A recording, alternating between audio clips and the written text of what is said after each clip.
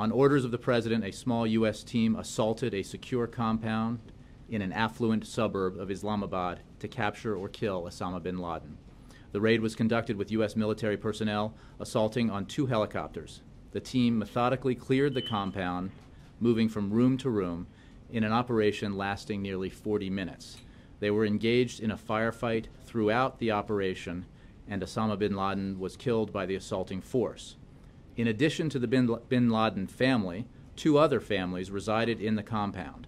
One family on the first floor of the bin Laden building and one family in a second building. One team began the operation on the first floor of the bin Laden house and worked their way to the 3rd floor. A second team cleared the separate building. On the first floor of bin Laden's building, 2 al-Qaeda couriers were killed, along with a woman who was killed in crossfire.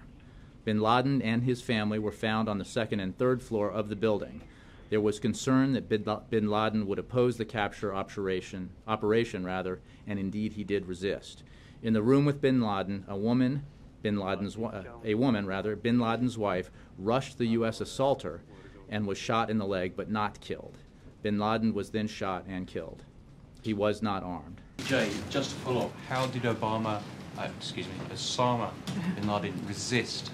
If he didn't have his hand on a gun, how was he resisting? Yeah, the information I have to you, first of all, I think resistance does not require a firearm, but the information I gave you is what I can tell you about it. I'm sure more details will be provided as they come available, and we are able to release them. Did he have any weapon? He was not armed, is what I understand to be true. The previous administration did release photographs of high-value targets, Uday and Qusay Hussein, just 2 examples. What would hold you back from doing it? It seemed to have gone off relatively without a hitch, as far as I know. Why would you not release a photograph of bin Laden? Well, I'll be candid that there are sensitivities here in terms of the appropriateness of releasing photographs of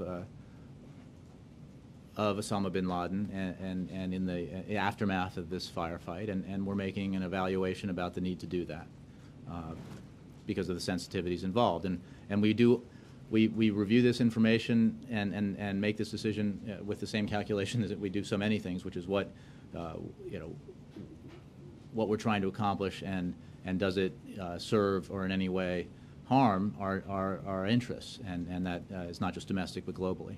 Can you explain sensitivities? Just because it's a gruesome photograph?